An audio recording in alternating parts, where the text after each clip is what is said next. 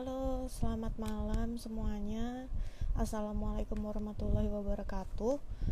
Perkenalkan, nama saya Mariana. Saya adalah salah satu relawan dari Borderline Personality Care ID, dan saya juga salah satu penyintas dari Borderline Personality Disorder atau BPD. Pada kesempatan kali ini kita akan melaksanakan semacam talk show dengan narasumber yaitu Dr. Gina Anindya Jati, dan kita juga akan undang salah satu moderator lagi yaitu sesama relawan namanya Nunu. Jadi saya mau ngasih gambaran singkat tentang siapa kami atau siapa itu Borderline Personality Care ID. Jadi kami adalah komunitas kesehatan mental yang lebih berfokus ke penyintas dan caregiver BPD gitu. Jadi walaupun tapi teman-teman yang misalnya mempunyai gangguan mental yang lain, teman-teman caregiver ataupun penyintas juga welcome untuk join.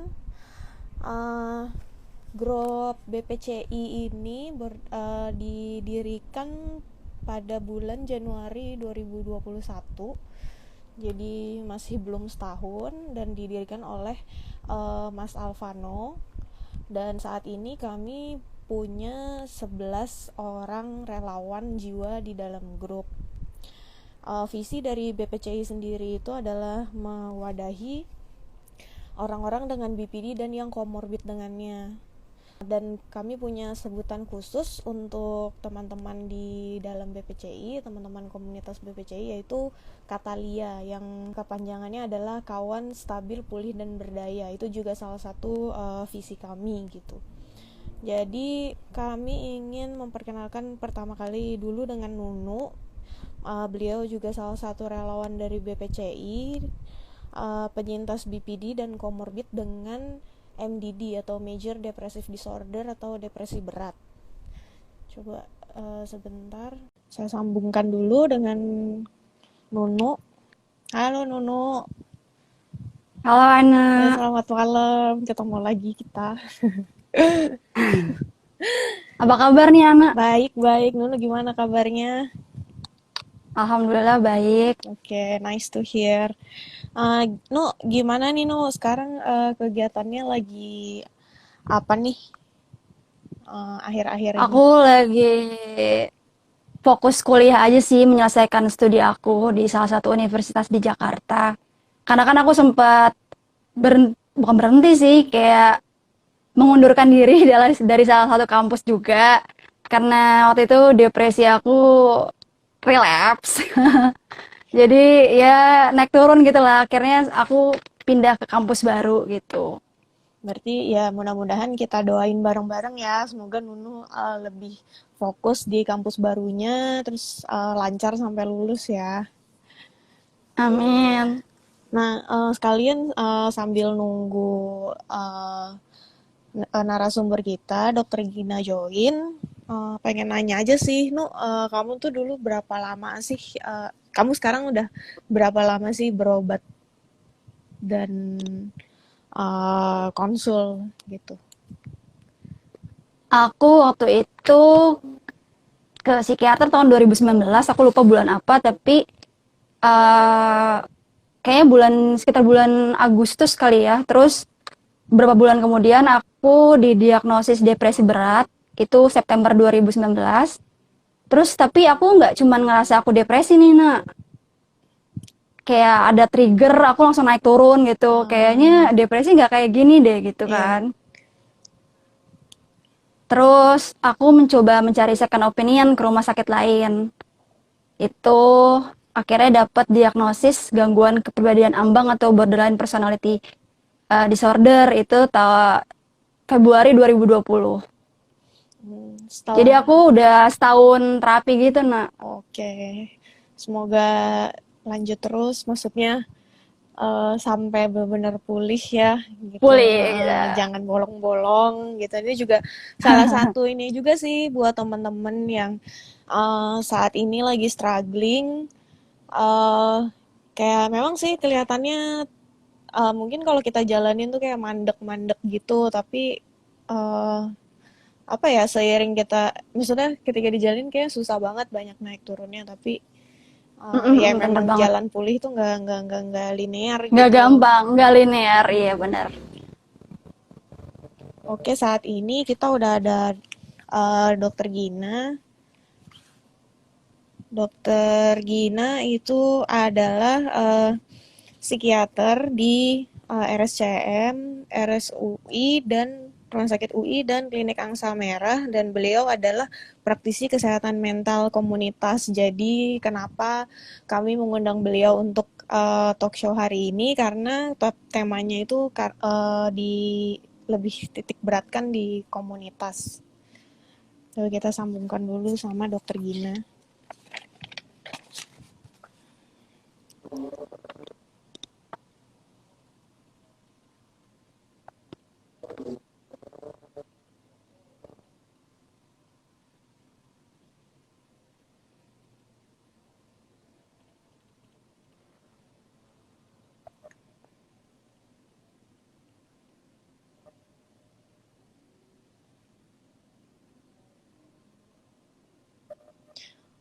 Buat teman-teman yang kalau misalnya nanti mau ada pertanyaan, silahkan nanti di sebelah kanan bawah itu ada yang tanda tanya, itu silahkan ketik pertanyaannya di situ. Nanti mungkin seiring dengan jalannya talk show, atau mungkin di akhir, atau mungkin ketika temanya tepat, nanti kita bisa sambil diskusi.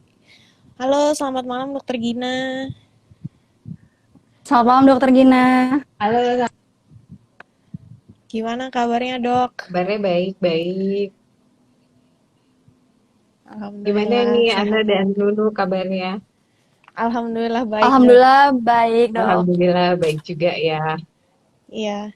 Jadi mungkin Nunu bisa cerita sedikit kali ya tentang eh, pas ketika awal-awal didiagnosis.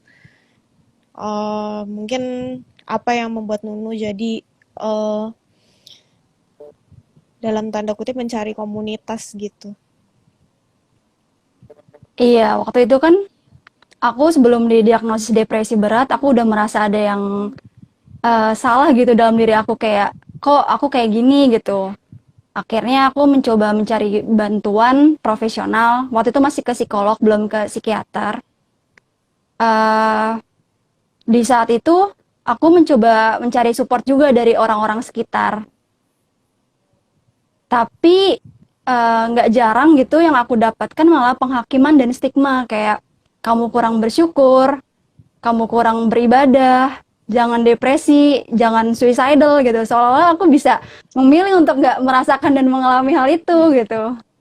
Jadi hal itu berujung sama aku yang mencari komunitas-komunitas kesehatan mental, dan ketemu tuh ada beberapa nak dan dok. Sebenarnya yang aku mau tanyain itu, apa sih peran komunitas itu sendiri dok dalam intervensi kesehatan mental dan seberapa efektifnya gitu? Hmm. Ini mudah-mudahan suaranya cukup kedengeran ya dan nggak putus-putus ya. Iya, kedengaran Iya, sih, Dok. Eh, kedengaran. ya, ini terima kasih banget nih teman-teman dari BPCI, buat Ana, buat Nunu juga untuk kesempatannya kita membuka ruang diskusi juga ya. Mudah-mudahan nanti teman-teman yang gabung di sini juga bisa diskusi bareng-bareng sama kita, berbagi pengalaman dan pembelajaran juga gitu dari apa yang sudah kita latih, supaya tadi kita bisa apa tadi kata Lia kepanjangannya ada belakangnya berdaya gitu ya. Iya, kawan stabil, Iya, pulih, kawan. dan Kawan berdaya. stabil, pulih dan berdaya Hmm. gitu. Mudah-mudahan sih apapun situasi yang kita hadapi kita bisa stabil dalam kondisi yang baik gitu ya, dan berdaya Amin. untuk menjalani Amin. kehidupan kita sehari-hari. Tadi apa namanya kagum banget sama Nunu yang kemudian berinisiatif untuk menjangkau apa namanya mencari gitu ya komunitas untuk bisa sharing dan ngejalanin kondisi yang dialami bareng-bareng. Saya mencoba memahaminya juga nggak mudah ya buat Nunu mungkin untuk open gitu kan ke orang lain gitu, apalagi mungkin orangnya nggak dikenal gitu kan, kita belum temenan sebelumnya dan segala macam, tapi ketemu di komunitas ini terus kemudian berani terbuka. Jadi memang rasanya valid banget gitu ya pertanyaan apa sih perannya komunitas gitu di dalam proses pemulihan seseorang yang mengalami masalah atau gangguan jiwa gitu. Kalau kita lihat sebenarnya dari piramida layanan kesehatan jiwa atau piramida sistem kesehatan jiwa, sebenarnya kan komunitas tuh ada di paling dasarnya piramida itu gitu. Bahkan dokter spesialis itu tuh adanya di level yang di ujung-ujung atas gitu. Layanan subspesialis itu adanya di puncak piramidanya. Di bawahnya lagi ada layanan spesialistik yang terletak di rumah sakit umum gitu. Tapi komunitas tuh justru yang ada di paling bawah. Nah, komunitas ini kan isinya macam-macam ya, mulai dari komunitas keluarga, komunitas pertemanan, komunitas lingkungan sekitar, sampai dengan komunitas yang kayak teman-teman BPCI gini gitu. Jadi peer support gitu atau rekan-rekan sebaya yang punya latar belakang pengalaman yang mungkin serupa, walaupun pasti nggak sama karena setiap orang ceritanya kan juga beda-beda, pengalamannya juga beda-beda gitu. Tapi mengalami apa namanya situasi yang mungkin serupa sehingga bisa saling berbagi, saling menguatkan supaya bisa pulih bareng dan berdaya juga sama-sama gitu. Kok ditanya peran komunitas apa ya itu tadi seperti yang dulu cari sebenarnya saling menguatkan gitu itu peran komunitas itu. Tapi ini berarti kalau misalnya terhadap sesama penyintas memang itu kan ya, karena waktu itu saya pernah ini dok, pernah apa sih ikut semacam seminar kecil gitu kan. Memang agak beda, mirip gitu sama kata dokter, kayak beliau tuh menyinggung soal tenaga kesehatan mental dengan orang yang mungkin memiliki gangguan dengan kesehatan mentalnya itu nggak sebanding. Jadi ibaratnya mungkin stadion apa sih dengan ibaratnya perbandingannya tuh bisa 1:100.000. Jadi ibaratnya dari satu stadion Gelora Bung Karno itu tuh cuma satu gitu nakesnya gitu. Jadi kan nggak Bener, seimbang ya. bener banyak banget. Bahkan kalau di Indonesia ya kita masih lebih dari 250.000 nak dan Nunu. Jadi di Indonesia Oh, tuh yang paling kecil kita masih 1:250.000. Ada beberapa tempat yang 1:400.000-an.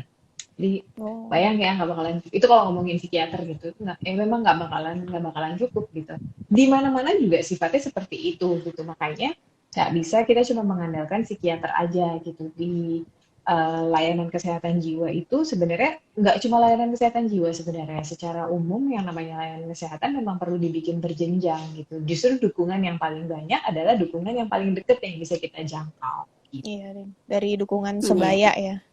Betul. Sama paling ini sih dok, saya mau tanya, kayak kami kan kalau di BPCI itu memang ada beberapa relawan jiwa nih. Mm-mm. Terus gimana ya, seberapa apa ya efektif peran kami gitu kan, peran kami sebagai relawan atau peran sesama komunitas terhadap penyintas lain gitu. Maksudnya Mm. sesama penyintas gitu. Dari sisi edukasi gitu kan kita sebenarnya awam nih dok gitu kan. Nah Mm-mm. jadi tuh kadang jangan apa kayak takut ngasih salah info gitu kan. Hmm, Kayak hmm, hmm, takutnya hmm, hmm. kita bukannya membuat lebih baik gitu kan, seenggaknya membuat lebih Hmm. tenang atau apa, tapi ternyata kita malah nge-trigger Iya. atau misalnya malah tambah bikin orang itu ngerasa nggak safe gitu kan dengan dirinya Hmm, sendiri atau dengan hmm, orang hmm, lain, hmm, karena banyak kalau misalnya di komunitas itu ujung-ujungnya saling trigger tuh dok gitu. Jadi kalau hmm, misalnya mau ngomongin dari sisi edukasi gitu, bisa nggak sih hmm, gitu, maksudnya kita gitu orang awam sebatas apa sih hmm, gitu yang edukasi hmm, yang bisa kita hmm, terima dan kita berikan ke sesama penyintas gitu, ke teman-teman sesama hmm. penyintas. Hmm. Tapi pertanyaan yang Anda tanyakan barusan sebenarnya bikin saya penasaran juga sih. Boleh tanya sama dulu dulu nggak ya waktu gabung sama BPCI gitu ya maksudnya waktu ketemu Ah, teman-teman BPCI ekspektasinya apa dan ngerasa maksudnya tadi kan pertanyaannya efektif apa nggak sih kalau edukasinya itu datangnya uh, dari teman sendiri gitu ya dari sesama gitu. Lebih nyambung mana kalau menurut Nunu? eh, aku sih merasa kalau aku lagi relapse gitu, Mm-mm. teman-teman BPCI sangat tanggap gitu dalam Hmm. menghadapi aku gitu. Kan di BPJI juga ada kayak private group gitu, Dok. Jadi kalau ada yang emang ke-trigger Hmm. banget, bisa masuk ke private group biar nggak saling men-trigger penyintas lainnya gitu. Hmm. Dan itu waktu aku lagi keinginan urge buat self harmnya tinggi, waktu itu aku masuk ke private group dan itu langsung ditangani oleh relawan-relawan yang lain dan aku merasa tervalidasi gitu Hmm. perasaannya. Jadi intensitas keinginan untuk menyakiti dirinya berkurang banget gitu. Hmm. Iya. Jadi sebenarnya kan mungkin kalau kita lihat tadi balik lagi ke piramida layanan kesehatan jiwa, semua punya perannya masing-masing ya gitu. Komunitas di yang paling dekat, paling bisa dijangkau, sama yang dokter spesialis gitu, yang adanya di paling atas gitu. Tentu masing-masing ini punya kapasitasnya dalam memberikan informasi, dalam mencoba melakukan edukasi gitu. Tapi memang mungkin kedalamannya kan berbeda gitu ya, dan sudut pandangnya juga mungkin berbeda. Bagaimanapun juga kita kan melalui pengalaman ini memang tidak di jalan yang sama gitu ya. Kami mungkin yang dari profesi gitu misalnya, apa yang kami ketahui ya berdasarkan apa yang kami pelajari secara teori, apa yang kami temui dari teman-teman yang datang kemudian sebagai pasien gitu. Tapi kalau yang sehari-harinya 24 jam kali tujuhnya hidup dengan itu kan teman-teman gitu ya, yang sebaya gitu. Jadi walaupun kita membicarakan hal yang sama, tapi kita punya sudut pandang yang berbeda, sehingga edukasinya diharapkan akan bisa saling melengkapi sebetulnya apa yang diceritakan oleh teman-teman kepada sesamanya yang mengalami persoalan serupa dengan apa yang disampaikan oleh profesional dengan ketika berhadapan dengan pasien atau berhadapan dengan komunitas gitu ya, itu harapannya bisa saling melengkapi gitu karena pengalaman nggak selalu sama dengan apa yang ada di teori. Begitu juga dengan ada yang di teori gitu. Ada yang di teori kita udah bisa predik gitu ya, kayak misalnya ini perjalanannya clinical course-nya akan begini, begini, begini, begini gitu. Tapi di kenyataannya mungkin terjadi seperti itu, tapi dengan banyak variasi, dengan banyak modifikasi gitu. Jadi berharapnya sih edukasinya bisa bisa saling melengkapi tadi. Dan tentunya kalau kita mau memberikan edukasi, kita kan perlu membekali diri ya. Sama seperti misalnya kami di profesi gitu. Kami supaya bisa memberikan edukasi pada pasien-pasien yang datang, tentu kan kami harus belajar. Nggak mungkin kami mengatakan bahwa ini yang saya dengar begini, yang saya dengar begitu gitu. Tanpa pernah misalnya cross check atau baca benar-benar gitu ya, menelaah sumber-sumbernya dari mana, apakah informasi-informasi yang kami dengar itu juga adalah sesuatu yang valid, sesuatu yang sahih, sesuatu yang bisa dipertanggungjawabkan. Karena kan kalau jadi pasien pengennya kalau datang ke profesional informasinya bisa dipertanggungjawabkan dong gitu kan. Masa saya udah datang ke dokter atau ke psikolog gitu terus dikasih tahunya yang nggak bisa dipertanggungjawabkan gitu. Pasti kan ada harapan seperti itu. Iya, Nah, betul. meskipun kita sebagai sebaya perannya di komunitas, seyogianya juga bisa berperilaku seperti itu. Walaupun tadi mungkin dari angle yang berbeda gitu. Jadi penting juga untuk teman-teman di komunitas update terus ilmunya gitu kan. Tadi Anda cerita ikut seminar-seminar kecil gitu. Itu kan menambah wawasan-wawasan baru juga gitu. Walaupun memang nanti cara menyampaikannya mungkin lebih ke seperti storytelling gitu ya, berbagi cerita gitu kan. Mungkin kemarin ada pengalaman begini-begini begini gitu. Jadi rasanya memang lebih ya memang memang pendekatannya pendekatan pertemanan gitu. Beda dengan kalau datang ke dokter, pendekatannya pasti pendekatan profesional gitu. Karena memang hubungan pasien dan dokter walaupun setara berkolaborasi, tapi tetap bukan hubungan pertemanan gitu. Dan terus kalau misalnya uh, terhadap masyarakat umum gitu dok, kayak kadang kan Mm-mm. stigma di masyarakat tuh masih kuat banget ya dengan Mm. apa stigma masyarakat terhadap orang dengan gangguan jiwa gitu. Mm-mm. Kan kita kadang Mm-mm. suka nggak kelihatan dari luar gitu, tapi ternyata Iya, Mm-mm. ya mungkin Nunu iya aku bisa pernah itu. tuh dibilang, iya kamu nggak kelihatan kayak orang depresi. Emang orang depresi itu kelihatannya kayak gimana? Jadi eh, aku juga kayak pengen tahu juga gitu apa yang bisa aku berikan gitu sebagai relawan terhadap masyarakat. Hmm.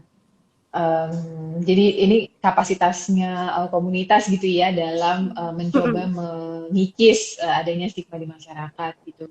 Em, kalau kalau sekarang sih mungkin kita banyak ketolong dengan media gitu ya, dan tentunya apa yang terjadi sekarang juga nggak lepas dari usaha, kalau di profesi gitu ya, dari guru-guru kami terdahulu gitu. Beliau-beliau lah yang menata pondasinya untuk kemudian kita yang sekarang nih dengan adanya media tinggal melesat aja lah gitu ya, bisa bisa ngomong di sini, ngomong di sana, ketemu masyarakat lebih banyak, tapi perjuangan guru-guru kami di profesi itu sangat-sangat berarti gitu untuk mengikis stigma gitu. Nah, apa namanya, yang teman-teman punya sekarang tuh kan platformnya gitu ya, teman-teman punya Ya. banyak beredar di media sosial, teman-teman juga banyak berjejaring, berkawan gitu kan, ketemu lagi dengan orang baru, ada yang cari informasi, kenalan lagi gitu ya. Dan sebenarnya kan itu sebuah upaya untuk mengikis stigma itu sendiri. Salah seorang guru saya mengajarkan bahwa ketika kita mau mengikis stigma, sebetulnya bukan dengan tidak cukup hanya dengan kampanye-kampanye jangan begini, jangan begitu gitu ya. Tapi live with it. Hiduplah dengan itu, hiduplah bersisian dengan itu, hiduplah berdampingan dengan itu, sehingga kamu akan tahu bahwa itu semua tuh sama aja gitu. Kata beliau waktu itu seperti itu gitu. Pikir-pikir benar juga ya, kalau itu cuma slogan aja misalnya, tanpa kita pernah tahu bagaimana sih rasanya kita berhadapan dengan orang yang, saya mungkin kalau ini punya punya borderline personality disorder gitu ya, di kepala kita kan, kita kalau nggak tahu kan, tak kenal maka tak sayang gitu. Jadi kalau cuma tahu istilahnya doang tapi nggak tahu orangnya kayak apa, mungkin sulit gitu buat memahami, sehingga asumsi-asumsi yang negatif berbuah menjadi sikap-sikap yang juga nggak mengenakan gitu. Tapi kalau misalnya kita kenal gitu, misalnya katakanlah saya kenal gitu kan sama Ana, saya kenal sama Nunu gitu, saya tahu kesehariannya misalnya seperti apa, walaupun mungkin tidak barengi 24/7 gitu ya, tapi sesekali ketemu, sesekali diskusi, sesekali ngobrol, itu kan udah sebuah bentuk interaksi. Nah, interaksi-interaksi dalam kehidupan sehari-hari itulah yang sebenarnya bermakna untuk mengikis stigma gitu, karena jadi tahu sehari-harinya seperti apa gitu. Oke, terus itu kalau misalnya kembali dari tadi kan kalau misalnya terhadap masyarakat umum berarti kita memang ada peran penting juga tuh dalam mengikis stigma dan juga Mm-mm. melalui edukasi juga gitu kan ya, Dok ya. Mm-mm. Nah, terus Mm-mm. saya tuh juga sebenarnya agak penasaran sih kayak Mm. hmm, untuk apa ya, edukasi untuk prevention dan mitigation gitu loh. Itu tuh bisa nggak Mm. sih dari komunitas tuh juga kayak semacam ngasih edukasi gitu, kayak Mm. sesama penyintas juga atau ke masyarakat umum gitu. Tapi kan Mm. dalam posisi tetap misalnya di dalam Mm. komunitas itu ya awam juga gitu. Mm. Kalau yang sejauh ini apa sih yang paling sering ditanya ke teman-teman borderline personality care Indonesia tentang pencegahan atau mitigasi? Pertanyaan apa tuh yang paling sering didapat sama teman-teman di BPCI? Gimana cara mengantisipasi saat relapse misalnya, Dok? Terus kalau ada keinginan RBD-nya tinggi gimana gitu? Mesti gimana? Hmm. Biasanya kalau ditanyain kayak gitu teman-teman relawan gimana meresponsnya? Gimana Eh, nah?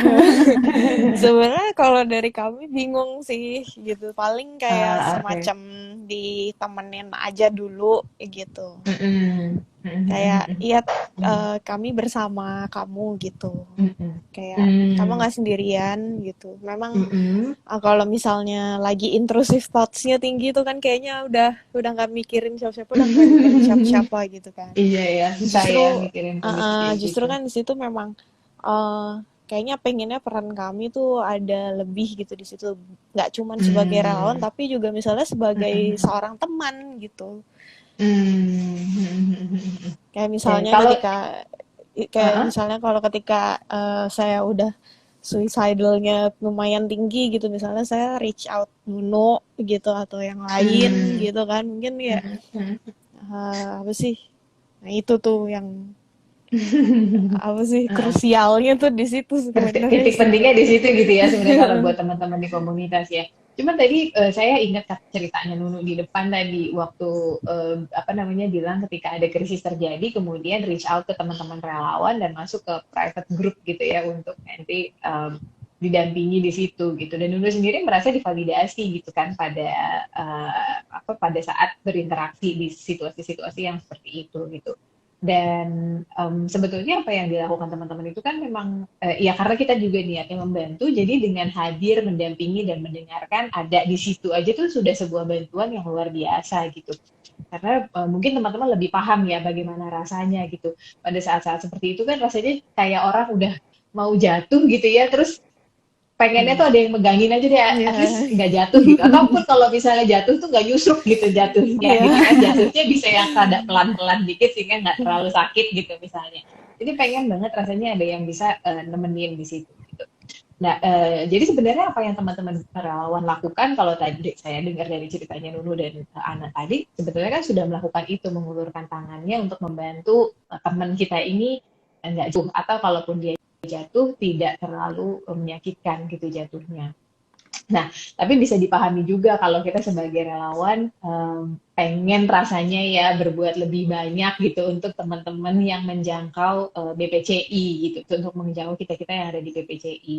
Nah, ini sebenarnya kan sesuatu hal yang baik, hal yang mulia dan memang kalau kita juga punya kapasitas untuk improve, untuk upgrade, kenapa enggak gitu kan ya, kita jadi bisa belajar lebih banyak tentang cara mendampingi orang-orang yang sedang berada di dalam situasi krisis tadi. Nah, memang tadi kan juga dibilang ya, biasanya pertanyaan yang paling sering didapat itu adalah bagaimana sih caranya mengatasi sebuah krisis gitu. Kalau kita lihat tahapan-tahapannya, ketika teman-teman yang datang ke relawan ini sedang ada di kondisi krisis, maka tadi kan Anda juga bilang ya, kalau lagi di fase kayak gitu tuh susah gitu loh mikirnya buat mikirin apa gitu. Jadi mungkin memang langkah yang paling tepat adalah mendengarkan dulu pada saat itu. Kemudian membantu dia untuk berada di lingkungan yang aman dulu. Nah, setelah dia berada di lingkungan yang aman, baru kemudian kita mencoba untuk mengajak diskusi. Nah, disinilah edukasi dari teman-teman relawan itu sebenarnya bisa masuk. Edukasinya dalam bentuk apa? Kalau teman-teman udah pernah ikut seminar, teman-teman udah pernah ikut latihan atau pembekalan sebagai relawan, mungkin hal ini sesuatu yang bisa kita sharingkan gitu. Tapi pun misalnya sebagai awam, sebagai orang biasa, sebagai teman gitu ya, yang tadi Anda sebutin, kita pengen jadi teman untuk dia, kita bisa menjadi teman yang mendorong keberfungsiannya orang ini gitu. Pada saat ini apa sih yang ada di sekeliling kita yang bisa kita manfaatkan? Sumber daya apa yang tersedia yang kemudian bisa kita gunakan supaya kita nggak jatuh lebih dalam lagi. Kita ada di titik ini dan bahkan sumber daya yang ada itu bisa kita jadikan pijakan untuk sedikit-sedikit bangkit dan mulai berjalan lagi. Gitu. Sumber dayanya apa? Informasi yang teman-teman punya sebagai seorang relawan juga sebenarnya kan itu sumber daya yang bisa kita manfaatkan. Kita bisa bercerita tentang pengalaman kita misalnya. Tentu dengan cara-cara yang juga nyenakin gitu ya, kan nggak apa rasanya nggak elok juga kalau kemudian ketika teman kita sedang butuh bantuan terus kemudian kita bilang ya ampun kalau gue dulu tuh gini kan rasanya juga nggak kepengen gitu ya, tapi kita bisa cerita gitu. Ketika seseorang berada di dalam situasi ini ada loh yang kemudian merasa lebih baik ketika melakukan hal seperti ini. Kalau menurutmu bagaimana? Jadi cara-cara yang pernah berhasil sama kita itu bisa kita manfaatkan sebagai informasi untuk kita berikan kepada teman kita yang dalam kondisi krisis tadi, gitu. Jadi sebetulnya nggak perlu menjadi seorang beralih menjadi seorang profesional, enggak. Tapi kita sebagai relawan itu punya kekayaan untuk mengolah pengalaman kita sendiri menjadi materi yang bisa kita berikan kepada teman-teman kita yang lain yang membutuhkan, gitu. Tentunya harus diingat, ini ada kalau kita belanja gitu ya, belanja online kan ada tanda bintangnya tuh, terms and condition apply, syarat dan ketentuan berlaku. Apa yang bekerja buat kita mungkin belum tentu gitu. Apa yang membuat saya tenang mungkin belum tentu bikin Nunu tenang. Apa yang bikin Nunu tenang belum tentu bikin Anda tenang gitu. Makanya tadi kita tidak memberikan advice, tapi kemudian kita menanyakan, ada orang-orang yang bisa melakukan ini dan kemudian merasa lebih tenang. Kalau menurutmu bagaimana gitu, sehingga mendorong juga si teman kita yang lagi krisis ini untuk bisa berpikir buat dirinya sendiri juga. Yang tadinya rasanya udah buntu, udah mau jatuh, ternyata jadi bisa lihat, oh iya ya ternyata nggak harus jatuh loh, bisa lo pegangan ke sana gitu. Kira-kira mungkin nggak ya buat saya pegangan ke sana gitu. Atau kalau nggak bisa pegangan ke sana, mungkin ada pegangan yang lain lagi. Tapi kita hadir untuk memberikan informasi-informasi baru itu sebagai pilihan kepada teman kita yang sudah mengalami krisis. Jadi seperti membagi coping resources gitu ya dok ya? Betul, betul. Itu kan sesuatu yang kita memang kekayaan kita ya dari berdasarkan pengalaman. Tapi tentunya tadi terms and condition apply, syarat dan ketentuan berlaku gitu. Dan diharapkan juga apa yang kita bagi strategi copingnya ini adalah strategi coping yang tentunya sehat gitu. Kalau ngomongin coping saat melakukan apa ya pendampingan gitu dok, kan ada aja yang kita kasih tahu, aku melakukan ini bisa membantuku nih. Kalau kamu mungkin bisa dicoba juga, tapi ada kalanya penyintas itu kayak udah tenggelam dengan intrusive thought-nya, jadi nggak mau mendengarkan apa yang kita berikan gitu dok. Jadi kita tuh takut kayak enabling perilakunya mereka gitu. Sebaiknya gimana sih dok untuk mengatasi hal itu gitu? Iya, sebenarnya kemarin kita sempat ada nih dari Departemen Psikiatri FKUI gitu ya, bikin semacam kayak acara bimbingan dan latihan sederhana buat awam gitu. Bagaimana sih kita bisa menghadapi teman-teman kita yang kondisinya sedang dalam kondisi krisis seperti yang tadi Nunu tanyakan gitu. Mungkin kalau memungkinkan nanti tahun depan kita bikin lagi kali ya, gitu kerjasama bareng BPCI kali ya supaya bisa supaya bisa lebih ya bersama-sama lah gitu ya, kita kerja bareng-bareng supaya teman-teman juga merasa lebih percaya diri ketika mendampingi teman-teman yang lain gitu yang membutuhkan. Tapi pada prinsipnya tadi kan Nunu bilang bahwa yang sulit di situ adalah menghentikan intrusive thought-nya. Sehingga memang kalau kita balik lagi ke tahapan-tahapannya, ketika orang lagi nggak bisa berpikir, maka yang perlu kita bantu pada saat itu adalah memberikan kesempatan pada dia untuk bisa berpikir. Gitu. Berarti kita memerlukan misalnya situasi yang lebih aman, ya kan? Terus situasi yang mungkin lebih tenang, situasi yang mungkin juga lebih nyaman secara fisik gitu. Jadi kalau misalnya pikirannya misalnya isinya lagi banyak gitu kan, terus isinya yang negatif-negatif, kita mengajak orang tersebut untuk berhenti dulu dari pikiran itu. Caranya gimana? Misalnya kita bisa bantu dia, coba ikutin ya, tarik nafas dulu, 1, 2, 3, buang nafasnya. Itu kan membuat orang berhenti berpikir, karena sejenak dia akan fokus pada nafasnya. Atau mungkin yang teman-teman udah kenal juga tentang grounding misalnya. Coba lihat gue dulu, sekarang lo lihat gue dulu, gitu misalnya. Itu kan juga membantu seseorang untuk berhenti dari pikiran-pikirannya yang berisik tadi di dalam kepalanya. Jadi kalau kita udah dapat perhatiannya, kalau kita udah membuat dia bisa jeda sejenak dari pikirannya, baru kemudian kita ajak dia berpikir dari kacamata yang lain tentang alternatif apa. Tapi memang sebenarnya kalau boleh curhat emang nggak sedikit juga sih dok yang udah keburu apa ya, bukan keburu sih, jadi misalnya udah introsif, pikirannya tuh udah kemana-mana banget gitu kan, udah aneh-aneh segala macam gitu kan, terus kita sudah berusaha reach out gitu kan dengan ayo apa yang bisa saya bantu gitu, misalnya apakah dengan chat cukup atau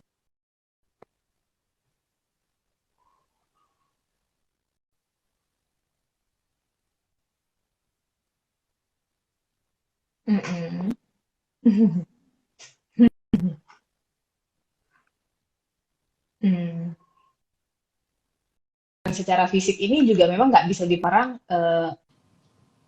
bisa membantu gitu, atau ya cukup membantu gitu ya. Tapi kalaupun misalnya kita jauh, masih ada hal-hal yang kita juga bisa lakukan dan kita pandu lewat telepon itu gitu. Entah mungkin itu dengan video call gitu misalnya. Pada saat video call itu kita minta dia untuk konsentrasi dengan video call-nya. Kita bisa membantu. Ya, udah nyambung lagi nih kayaknya sama Ana. iya maaf nih dok, tadi tiba-tiba keputus nih kayaknya, koneksinya lagi nggak bagus. Iya, dan ini juga udah balik lagi. Soalnya tadi Karena apa namanya yang di room satunya jadi sempat putus gitu. Mudah-mudahan yang lain juga bisa pindah ikut gabung ke sini ya.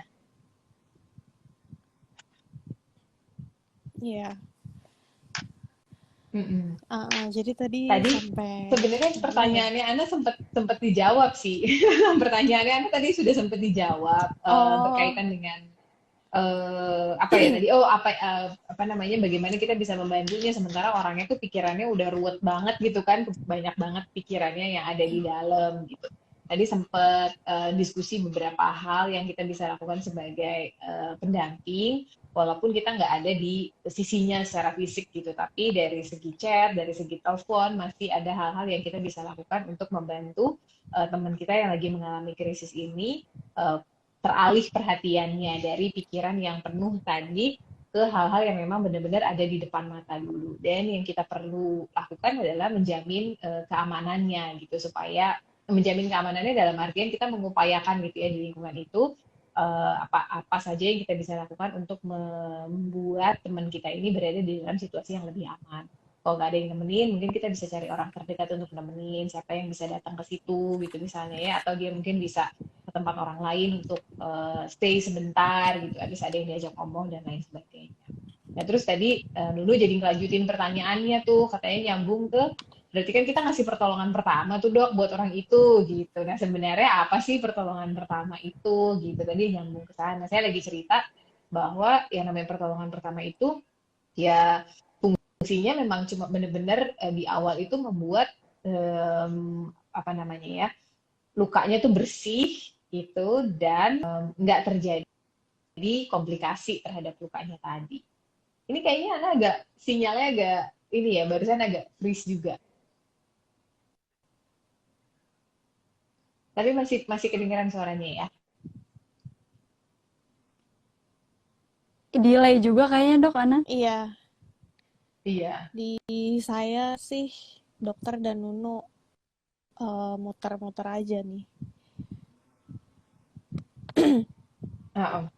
Oke, jadi kalau misalnya nyambung tentang P3K mental atau psychological first aid itu sebuah tindakan ya, atau sebuah upaya yang memang sifatnya singkat gitu, singkat dan ringkas untuk mengurangi dampak negatif dari stres yang terjadi pada saat itu dan bertujuan untuk mencegah timbulnya gangguan kesehatan jiwa yang lebih lanjut gitu. Jadi sama kayak P3K fisik, intinya kita ngebersihin luka, kita balut lukanya, kita amankan dulu gitu ya, sampai nanti bisa dapat tindakan yang lebih advance atau tindakan yang lebih apa sesuai gitu dengan kondisi lukanya tadi gitu. Tapi setidaknya sekarang dijaga supaya bersih, supaya aman dan nggak membuat kondisi lukanya itu jadi tambah buruk. Biasanya P3K mental atau bantuan pertolongan pertama di bidang psikologis ini itu dilakukannya memang dalam situasi-situasi krisis, kondisi darurat, dan juga bencana. Itu yang sering dikerjakan. Nah, kalau tadi teman-teman cerita tentang pikiran-pikiran yang kemudian ruwet sampai ada dorongan untuk mengakhiri hidup dan segala macam, sebenarnya keterampilan untuk melakukan PFA ini adalah sesuatu yang bisa juga kita pelajari nih sebagai relawan gitu untuk bisa menolong teman-teman kita yang lain yang membutuhkan. Gitu.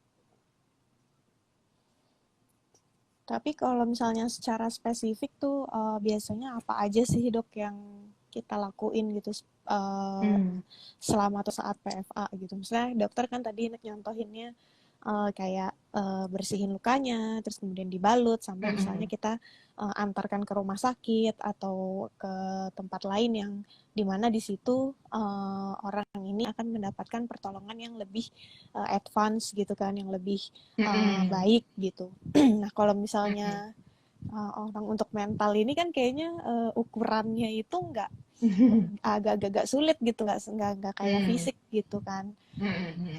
Nah itu kalau misalnya secara real kira-kira kayak gimana tuh dok ya?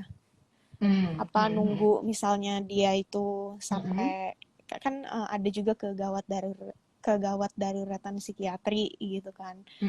Nah itu apakah itu masih dalam ranah kita gitu atau memang kita cuman sebatas oh ya sudah mendengarkan kemudian mencoba dia untuk memberikan space dia untuk lebih tenang gitu kan, untuk apa sih ibaratnya keluar dari masa sulit itu dulu Hmm. gitu, dan kemudian pada saat dia sudah lebih tenang nanti dia akan bisa ke profesional gitu.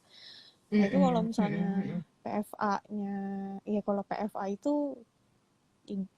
apa gitu ya, maksudnya secara secara real gitu apa sih yang kita Mm-mm. lakukan Mm-mm. gitu. Mm-mm. Kalau kita memang mendalami teknik-tekniknya PFA, tentu butuh waktu yang apa namanya ya cukup panjang juga gitu ya untuk sampai akhirnya kita bisa terampil melakukan itu. Dan ini sesuatu yang ya namanya keterampilan pasti perlu dicoba gitu kan, perlu dipraktekin. Tapi apa yang tadi Anda sampaikan sebenarnya kurang lebih gambarannya begitu itu gitu. Jadi yang kita lakukan adalah kita membantu teman-teman kita yang sedang berhadapan dengan situasi krisis. Nah, memang kalau pada kita bicara krisis yang umum nih untuk masyarakat luas gitu ya, krisis itu kan satu kejadian atau satu situasi yang itu membuat orang tuh shaken gitu ya, membuat orang tuh terguncang gitu. Terguncang karena keselamatannya terancam, karena ada sesuatu yang besar dan mengejutkan gitu sampai keseimbangan itu hilang untuk sesaat gitu. Jadi misalnya terjadi kecelakaan, entah dia menjadi orang yang terlibat di dalam kecelakaan tersebut atau menjadi saksi mata terjadinya kecelakaan gitu atau tabrak lari gitu misalnya atau perampokan gitu ya atau mungkin tindakan kekerasan yang lain-lainnya atau bencana gitu itu adalah situasi krisis yang buat sebagian besar orang sifatnya mengancam. Kalau kalau kita nggak bisa bilang semua orang gitu ya, tapi sebagian besar orang akan merasa terancam pada situasi seperti itu. Nah, untuk teman-teman yang memiliki bipolar personality disorder, mungkin um, apa ya situasinya itu bisa jadi agak berbeda gitu, nggak sedramatis yang tadi dicontohkan, tapi hal-hal yang mungkin buat orang lain biasa aja gitu, tapi karena satu dan lain hal itu terprosesnya di otak orang dengan borderline personality disorder menjadi sesuatu yang efeknya itu sesignifikan kejadian-kejadian yang tadi kita sebutin di awal, yang kita sebutin sebelumnya gitu. Sehingga krisisnya, shaken-nya, rasa terguncangnya itu juga ada gitu di situ. Nah, disitulah kita bisa memberikan intervensi dengan melihat apa sih yang dibutuhkan pada saat itu. Butuh diamankan dari apa orang ini. Misalnya ada satu kejadian yang ya pemicunya kan bisa macam-macam ya teman-teman, mungkin saling sharing gitu pemicunya apa yang paling sering, pertengkaran dengan orang yang dianggap dekat misalnya, atau ada satu kejadian yang kemudian secara otomatis membuat kita berpikir kita tuh diabaikan misalnya, hal-hal seperti itu kemudian mengaktifkan sistem di dalam otak kita yang bikin um, ini sangat kondisi yang sangat-sangat membahayakan gitu. Nah, jadi responsnya secara fisik kemudian akan sama dengan orang pada umumnya yang menghadapi situasi apa peristiwa traumatik gitu. Nah, di sini kemudian kita lihat apa yang bisa kita apa sih yang dibutuhkan dia pada saat itu. Misalnya menjauh dari orang yang menjadi sumber atau pemicu tekanan pada saat itu gitu ya. Kita bisa ajak dia untuk menjauh dulu gitu. Atau dia misalnya dalam kondisi yang sebenarnya tadinya apa ya waktu ngomong sih mungkin baik-baik aja tapi dia itu belum makan seharian gitu misalnya. Ya udah kita bantu dia untuk makan dulu gitu misalnya. Atau dia belum minum seharian kita bantu dia untuk minum dulu. Atau dia udah berhari-hari nggak tidur gitu. Kita berikan kesempatan dia pada dia dulu untuk kemudian bisa istirahat sebentar gitu sebelum memproses apa yang barusan peristiwa yang barusan terjadi gitu. Nah, setelah kita memenuhi kebutuhan dasarnya, jadi prinsip langkah yang pertama itu adalah look ya, look melihat apa yang dibutuhkan. Yang kedua adalah listen, kita mendengarkan. Tadi Anda kan cerita juga, dan dulu juga sampaikan pengennya itu divalidasi, pengennya didengerin gitu ya. Kita dengarkan pada saat itu, apa sih keluhannya, dan kita tidak mengajukan pertanyaan-pertanyaan yang tidak perlu gitu. Biarkan orang ini juga kemudian menyampaikan apa yang ada di dalam pikirannya. Nah, kemudian yang Jadi ketiga, nggak langkahnya adalah ngorek-ngorek gitu ya dok? kita nggak ngorek-ngorek gitu. Jadi kita biarkan aja dia bercerita. Mungkin kalaupun kita mau bertanya, kita bisa menanyakan hal-hal yang relevan dengan kondisi saat itu, terkait dengan kebutuhannya misalnya. Kenapa sih kita perlu tanya kebutuhannya? Supaya kemudian kita bisa kasih langkah yang ketiga, comfort, to give comfort gitu pada orang ini. Kita bantu dia untuk merasa nyaman agar dia juga menjadi lebih tenang. Nyaman itu artinya apa? Kalau suasana sekitarnya berisik kan orang nggak nyaman ya. Jadi kita bisa bawa dia ke tempat yang lebih sunyi misalnya, supaya yang berisik di pikirannya itu tidak ditambah dengan berisik yang ada di telinganya gitu misalnya. Atau panas banget nih di luar gitu kan, mau ngomong baik-baik kalau di suasana di luar panas, kena terik matahari gitu misalnya, kan emosi juga jadi gampang naik gitu ya gitu. Orang yang tadinya kita nggak kenapa-napa gara-gara panas jadi kita pengen marah gitu misalnya. Jadi kalau situasinya kayak gitu, cuma ya kita bisa antar, kita bisa dampingi. Dan langkah yang kelima adalah to protect. Jadi tadi look, listen, comfort, connect. Comfort, Berikutnya connect. adalah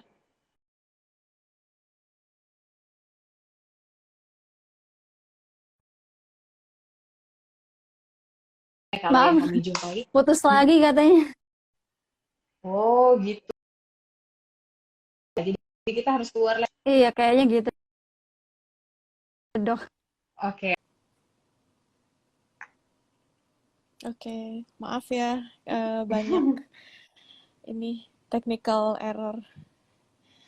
Tadi ini ya dok ya, sampai pertama itu PFA itu look, Look, listen, listen, dan tadi yang ketiga comfort, tuh kayaknya udah putus apa?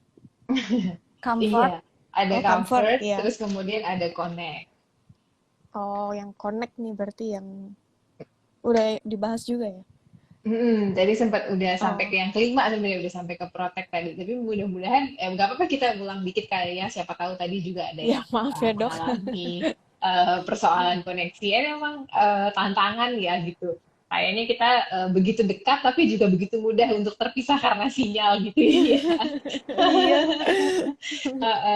Jadi apa namanya? em, yang kita lakukan tadi kan kita melihat nih apa saja sih yang dibutuhkan gitu, terus kemudian kita mendengarkan gitu, listen, mendengarkan apa yang sedang terjadi sama si teman kita ini.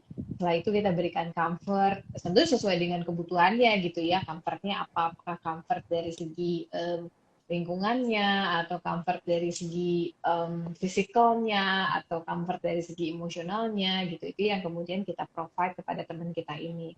Nah, langkah yang selanjutnya adalah connect, atau kita menyambungkan teman kita ini dengan layanan lain yang memang apa ya namanya cocok gitu. Tadi kan Anda sempat cerita, mungkin kita bisa dampingin dia ke rumah sakit. Kalau memang pada saat itu kondisinya sedemikian urgent, ya kita tentu perlu apa namanya mendorong teman kita ini juga untuk bisa mengakses bantuan sebagaimana dibutuhkan. Tapi kadang-kadang dengan kita sampai ke comfort aja udah jauh lebih reda tuh gitu misalnya ya, udah lebih tenang gitu, sehingga mungkin besoknya kita temenin untuk kontrol gitu, atau kita follow up untuk kontrol gitu ya, kita atau misalnya dalam pengobatan yang rutin kita bisa ingetin juga untuk minum obatnya gitu kan, jadi tetap tersambung dengan layanan-layanan yang memang diperlukan itu. Nah kemudian langkah yang kelima adalah protect gitu, kita melindungi dari kerugian yang lebih jauh.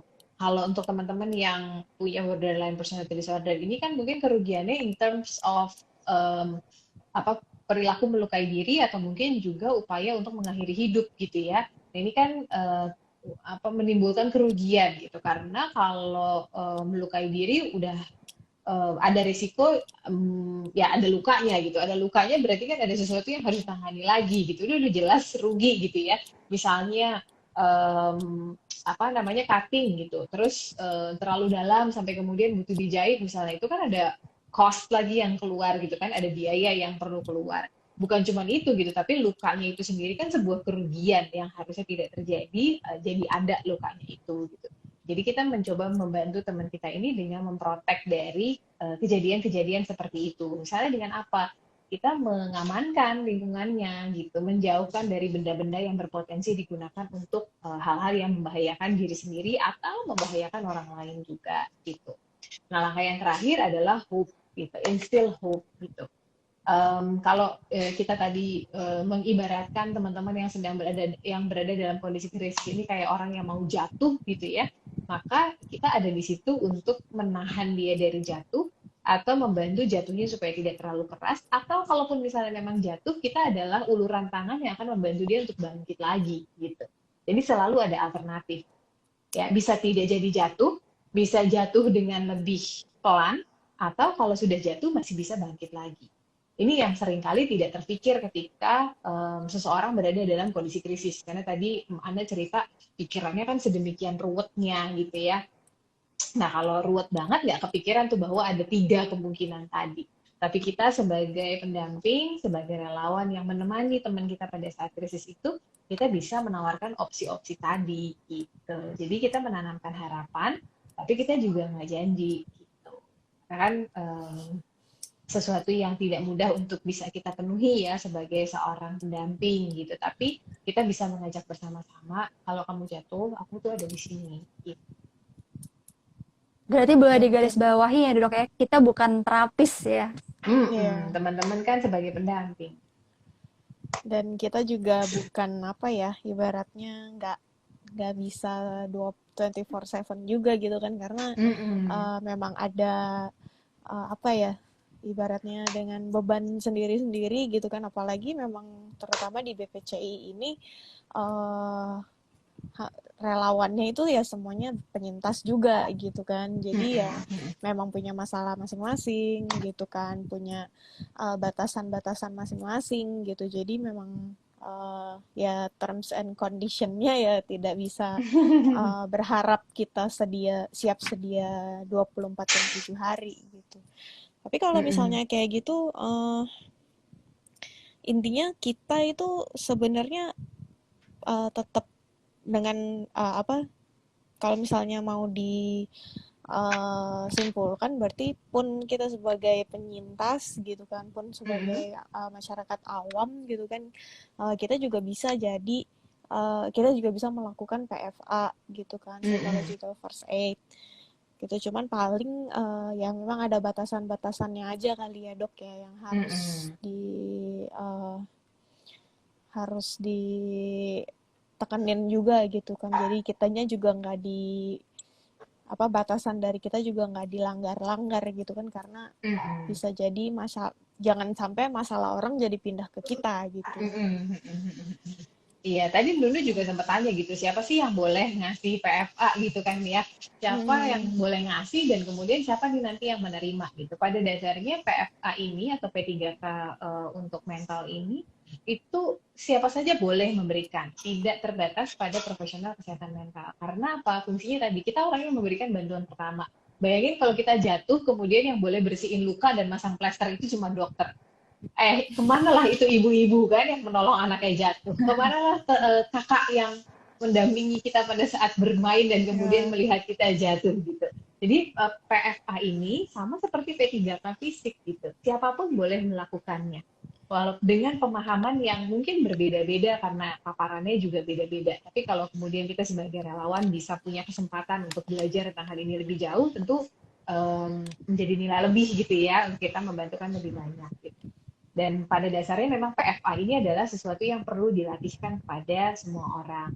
Sekarang mungkin teman-teman di BPCI tahu garis besarnya seperti apa gitu, tapi untuk mencoba melakukannya, mempraktekannya gitu itu kan butuh apa ya, butuh waktu tersendiri gitu, dan mungkin suatu ya, saat nanti bisa diwujudkan nih gitu pembekalan untuk teman-teman yang menjadi relawan di BPCI.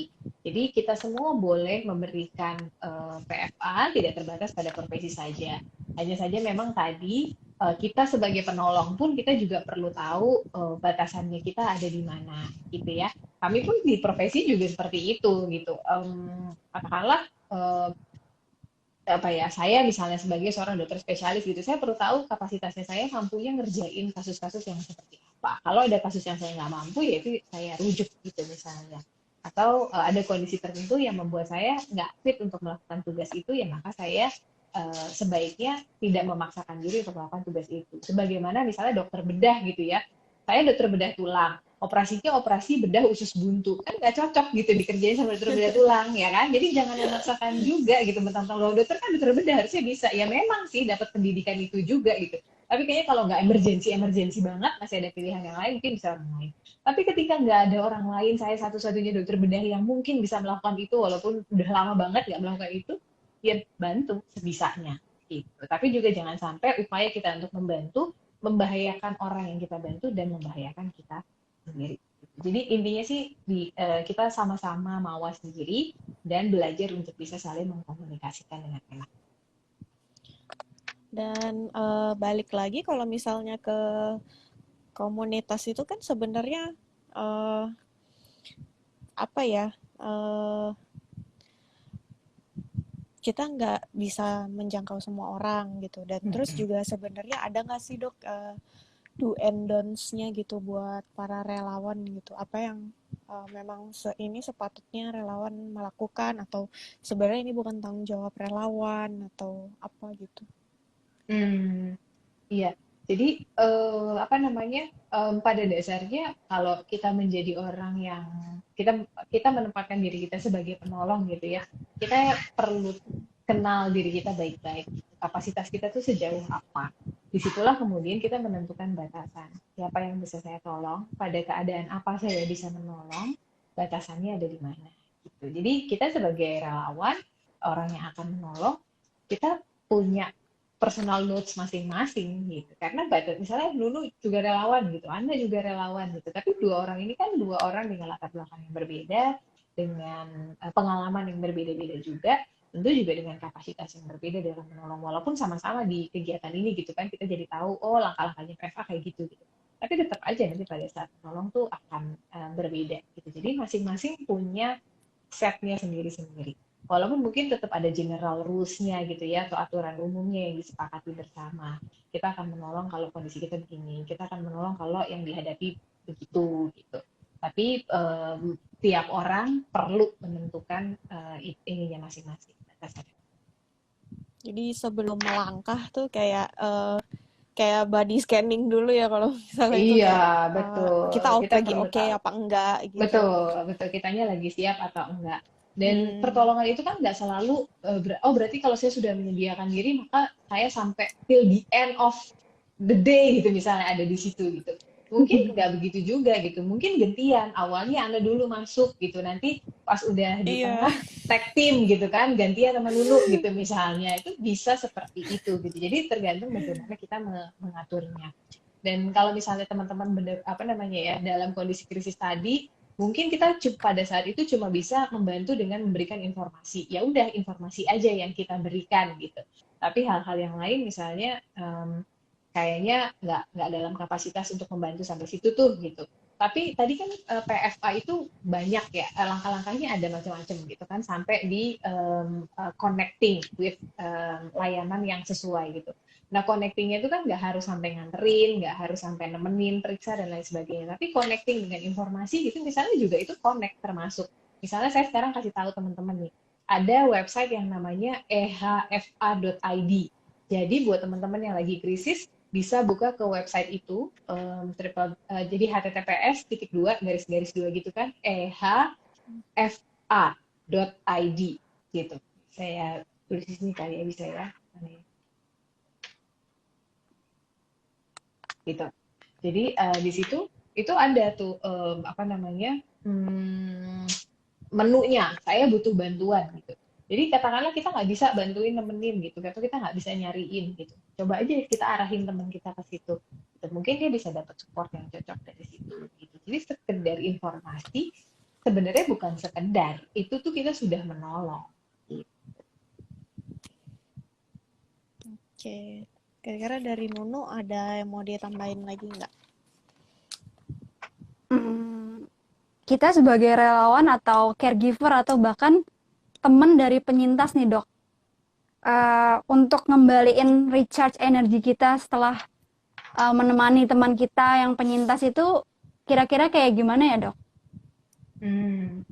Soalnya teman-temanku banyak yang nanya gitu kan, Mm-mm. bingung cara menghadapi penyintas tuh kayak gimana gitu. Terus Mm-mm. ketika udah mendampingi, cara recharge self care-nya gimana gitu. Hmm. Hmm, iya. Dan ini pengalaman tiap orang kan beda-beda ya, gitu. Tergantung situasi dan kondisinya juga gitu. Jadi kalau ditanya bagaimana sih sebenarnya cara menghadapi penyintas gitu, mungkin yang paling pas adalah kalau kemudian kita membuka ruang untuk berkomunikasi dengan si teman kita ini gitu, supaya kita benar-benar paham gitu apa sih yang dia mau. Kalau saya sebagai profesi mungkin menjawabnya lebih ke secara umum gitu ya. Pada umumnya orang tuh pengen diperlakukan seperti apa. Tapi kembali lagi, tiap orang kan ada keunikannya masing-masing, ada kebutuhan personalnya masing-masing. Nah, ini yang kemudian perlu dikomunikasikan. Apa yang kita butuhkan dari pertemanan ini, apa yang kita bisa kontribusikan di dalam pertemanan ini. Pertukaran itulah yang kemudian menjadi apa ya, warna yang khas gitu di dalam hubungan kita dengan teman-teman kita gitu. Dan tadi kalau kita ingat di awal yang namanya stigma itu kan akan terkikis kalau kita hidup bersama gitu ya, kita membersamai orang-orang yang punya misalnya borderline personality disorder ini gitu. Karena apa? Nggak ada jawaban textbook gitu. Oh, kalau orang borderline personality, ya walaupun kriteria diagnosis ada ya, tapi kan kenyataannya di dalam kehidupan sehari-hari ya teman-teman juga bisa lihat sendiri di BPCI orangnya juga macam-macam kan gitu. Kebutuhan tiap orangnya juga beda-beda, cara ngajak ngomongnya juga beda-beda. Nah, justru itu yang kemudian perlu dikenali, perlu dipahami, dan perlu dikomunikasikan sehingga hubungan itu menjadi lebih enak. Kalau terkait tentang self care-nya gimana? Prinsipnya self care tuh ada prinsip umum gitu ya buat orang kebanyakan. Maksudnya hal-hal apa yang kita bisa lakukan sebagai upaya self care. Intinya adalah self care itu menyeimbangkan kita dari segi fisik, dari segi emosional, dari segi intelektual, dari segi spiritual gitu ya, dari segi kehidupan sosial, itu semuanya perlu harmonis gitu. Jadi self care itu adalah segala macam upaya yang kita lakukan supaya kondisi fisik kita terasa enak, kondisi emosional kita terasa enak, spiritual kita terasa enak, sosial kita juga terasa enak. Nah, kalau kayak di tadi contoh di website EHFA itu juga ada tuh sebenarnya menu untuk self care gitu. Jadi bisa juga lihat di situ. Secara umum sih sebenarnya self care tuh apa saja yang kita lakukan dengan kita menikmatinya. Jadi kalau kita lakukan tapi kita nggak menikmati, nggak bikin kita merasa lebih baik, ya itu bukan self care sebenarnya. Dan tentunya tetap harus sehat ya dalam koridor yang sehat gitu. Kadang-kadang kan ada hal-hal yang kita rasa kita nikmati, tapi sebetulnya konsekuensinya nggak sehat. Sama mungkin ini ada sambil bahas pertanyaan aja kali ya, No ya. Iya, ya boleh. Ini ada yang bilang dari Nul Halimatus Sayadiah, bilang ada yang bilang BPD itu adalah orang yang tanpa emosi dan sangat pasif sekali. Nah, bagaimana cara kita untuk peduli dan menolongnya tanpa membuat mereka tersinggung? Mungkin dari teman-teman BPCI dulu kali ya. Tadi kan soalnya ada gambaran tuh. Apa yang dibilang orang-orang gitu. Sebenarnya kayak gimana sih? Aku bukan tipe yang tanpa emosi sih kayaknya. Mungkin Nunu bisa jawab tuh. Bentar. Pertanyaan tadi, ada orang yang tanpa emosi dan sangat pasif sekali.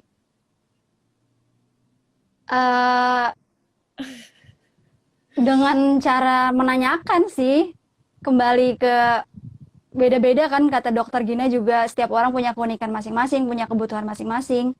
Jadi nggak bisa kita menebak-debak kayak dia butuhnya apa gitu. Jadi ya kita perlu menanyakan pada yang bersangkutan gimana apa yang dia butuhkan saat itu gitu.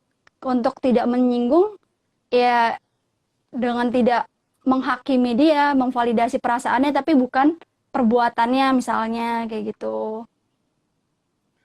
Kalau dari aku sih kayak gitu, Dok.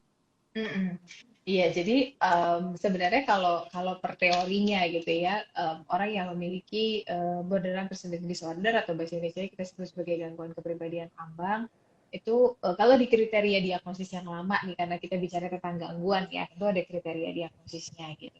Kalau di yang sebelumnya itu kan disebut sebagai gangguan kepribadian emosional tak stabil gitu. Jadi bukan tanpa emosi sebetulnya ya, tapi emosinya tidak stabil, tidak seperti kebanyakan orang yang mampu mengekspresikan emosinya dengan cara yang adaptif gitu.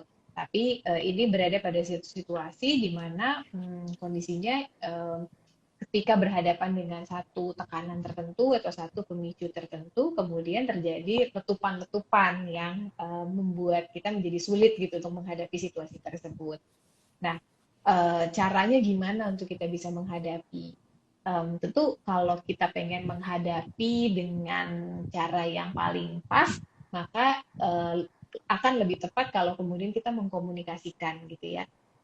Langkah utamanya adalah sebetulnya mau mendengar dulu gitu, kita terbuka untuk mendengar. Kalau kita mau membantu, artinya kan membantu apa ya, sebaiknya kita membantu itu sesuai dengan kebutuhan orang yang mau kita bantu gitu kan. Jadi supaya kita bisa ngasih kebutuhan yang sesuai, ya kita perlu mendengarkan dulu gitu. Nah, ini juga tantangan buat kita bareng-bareng nih gitu. Mau nggak kita belajar mendengar gitu? Karena dengan mendengar kita akan jadi tahu lebih banyak, kita akan paham lebih banyak, dan kita akan bisa membantu juga lebih sesuai dengan apa yang dibutuhkan orang itu. Jadinya nggak ada penolakan-penolakan, nggak ada kesalahpahaman yang sebetulnya nggak perlu kalau itu sudah dilakukan komunikasi dari awal. Ya, mungkin karena banyak juga ya orang dengan BPD itu ya memang kesulitan menganalisis dan menyalurkan emosinya. Jadi mungkin ketika orang peduli malah jadi irritable gitu, jadi malah sensi atau apa gitu. Jadi mungkin yang dimaksud sama ibu ini ya apa ya, kelihatannya mungkin dari luar biasa aja tanpa emosi, tapi mungkin ketika ditanya atau mau ditolong malah kesinggung kali ya gitu. Tapi memang kalau misalnya pribadi sih aku lebih ya aku juga setuju sama Nunu dan Dokter Gina gitu, memang perlu dikomunikasikan gitu, ditanya apa butuhnya gitu, itu sebenarnya udah apa ya, langkah awal yang sangat baik gitu. Ada pertanyaan lagi nih, Nak. Katanya di Indonesia khususnya apakah ada semacam peer terapi? Hmm. Um, Kalau peer terapi, mungkin yang dimaksud grup terapi kali ya, terapi kelompok ya. Iya, terapi kelompok. Kalau kayak yang dilakukan terapi kelompok. Kalau terapi kelompok sih di beberapa rumah sakit ada yang melakukan terapi kelompok. Tapi kalau untuk borderline personality disorder ini, kayaknya belum ada ya fasilitas kesehatan yang secara resmi menyelenggarakan terapi kelompok.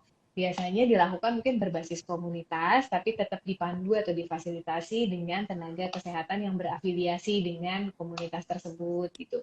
Kayak misalnya um, apa namanya, kalau di organisasi yang lain gitu ya, di komunitas yang lain seperti KPSI, yang Komunitas Peduli Skizofrenia Indonesia, itu kan berafiliasi, jadi simpul-simpulnya atau cabang-cabangnya itu berafiliasi dengan rumah sakit yang ada di daerah tempat cabang tersebut berada. Misalnya kalau di Bogor gitu, KPSI Simpul Bogor tuh berafiliasi dengan Rumah Sakit Jiwa Marzuki Mahdi. Jadi mereka ada kegiatan kelompoknya yang kemudian bekerja sama gitu dengan Rumah Sakit Marzuki Mahdinya gitu.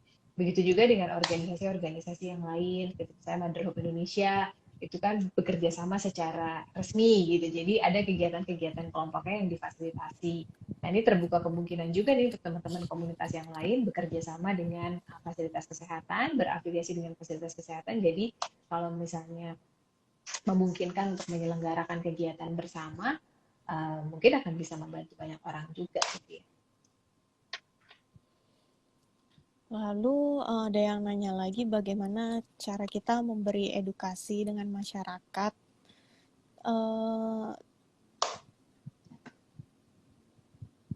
dokter memberitahu bahwa orang yang terkena gangguan mental itu butuh didengar dan diperlakukan. Ini gimana sih maksudnya?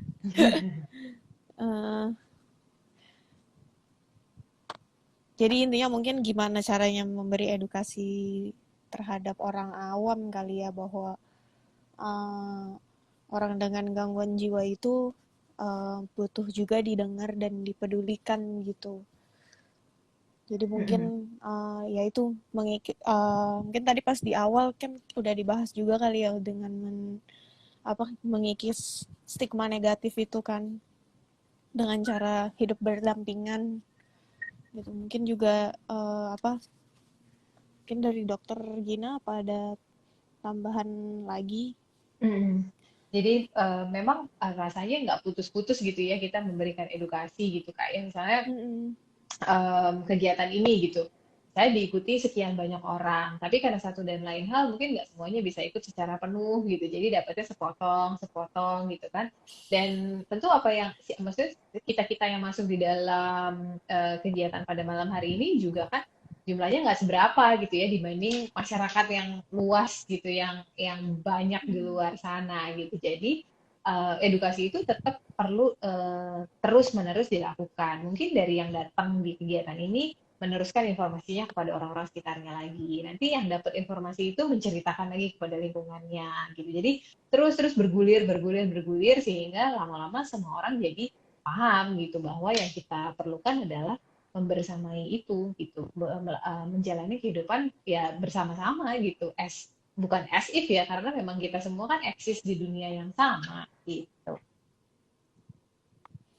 Ini ada yang nanya lagi nih dok. Tadi kan self care membahas tentang menyimbangkan dari segi fisik, emosional, spiritual, sosial dan segala macamnya.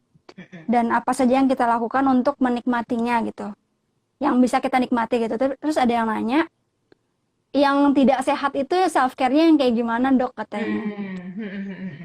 Yang tidak sehat itu misalnya ya kita merasa menikmati katakanlah apa misalnya merokok gitu, sesuatu yang sangat umum, sangat sehari-hari gitu kan. Dengan merokok saya merasa lebih nyaman, merokok saya merasa lebih tenang gitu. Tapi kan kita tahu merokok itu nggak sehat gitu. Itu bukan self care sebenarnya. Buat apa melakukan sesuatu yang membuat perasaan kita nyaman, tapi kemudian membuat tubuh kita jadi berisiko sakit gitu.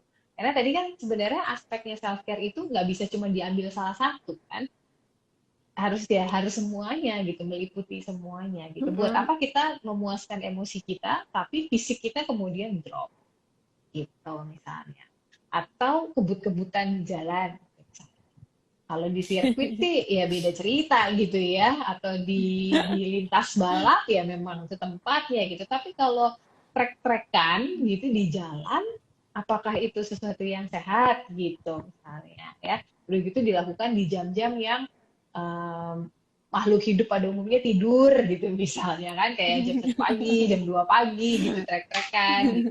Itu kan juga sebenarnya oke, ini kan self care gue gitu, apa gue lakukan untuk merawat kesehatan mental gue gitu misalnya kayak gitu. Tapi itu tadi kembali sebenarnya filosofinya kita melakukan self care adalah supaya fisik kita tuh terjaga, terawat gitu ya. Emosi kita juga terawat, kehidupan sosial kita terawat, aspek spiritual dari diri kita terawat dan seterusnya dan seterusnya. Tapi kalau kita melakukan sesuatu yang kita nikmati tapi kemudian hasilnya tidak membuat itu semua terawat, ya berarti itu bukan self care. Jadi bukan Berarti sesuatu yang kesenangan semata ya. Betul, iya ya. betul. Di noted juga nih buat aku sendiri gitu. Aku kadang suka melakukan self reward, tapi ternyata efeknya malah apa ya, memusingkan diri aku sendiri. Kayak misalnya aku pengen belanja buku banyak, terus ini self reward aku udah berhasil misalnya nggak self harm, tapi ternyata belanja bukunya tuh kebanyakan, terus aku jadi pusing sendiri gitu. Itu ternyata nggak baik ya dok ya. Jadi sebenarnya dengan kita melakukan self care, kita kan jadi belajar makin kenal diri kita sendiri. Apa sih yang kita butuhkan? Apalagi tadi ternyata kita kan mendapat banyak pertanyaan nih dari orang-orang. Bagaimana sih cara menghadapi kita gitu? Gimana mungkin kita bisa mengkomunikasikan itu kalau kita sendiri nggak tahu kita tuh kayak apa? Gitu kan? Masa orang suruh nebak-nebak? Nggak bisa. Kalau Ada. misalnya kadang suka ada orang dengan BPD itu kayak diam aja gitu kan, ya termasuk aku juga gitu kan. Ditanya tuh kayak mau makan apa gitu, atau misalnya gimana perasaannya, terus kayak biasa aja nggak perlu apa-apa gitu, atau cenderung merasa udahlah tinggalin dulu aja sendiri gitu kan, butuh space untuk diri sendiri. Nih berkaitan dengan pertanyaannya Mbak Dita. Nah kalau misalnya lagi dalam kondisi kayak gitu tapi dilihat orang lain misalnya kondisi secara fisiknya menurun gitu misalnya, biasanya kan kalau orang biasanya orang dengan BPD juga ada periode depresifnya gitu kan, yang males mandi atau apa, kayak nggak bisa bangun dari tempat tidur, maunya ya udah diam aja di tempat tidur, nangis kayak atau apa gitu kan. Kalau kita kayak gitu kan dilihatnya kayak kondisinya turun gitu kan, lagi low banget, nggak Mm-mm. mandi, terus nggak makan gitu. Nah, biasanya tuh gimana ya cara eh, caregiver eh, ibaratnya membaca dan membujuk gitu loh, supaya si penyintas ini tuh bisa kayak ayo apa yang bisa dibantu sama si caregivernya ini. Jadi tuh memang Mm-mm. mungkin si penyintasnya juga masih kesulitan untuk berkomunikasi gitu. Mm-mm. Em, Kalau ditanya gimana caranya, maksudnya tadi kan situasinya jadi kita paham sama-sama bahwa ini butuh komunikasi antara si orang yang Mm-mm. mengalami dengan orang yang mau membantu gitu kan. Tapi yang sering dijumpai adalah yang pengalami ini kemudian sulit untuk mengekspresikan gitu. Ya pada dasarnya komunikasi ini kan apa ya, jadi sesuatu yang memang sangat penting untuk dilakukan.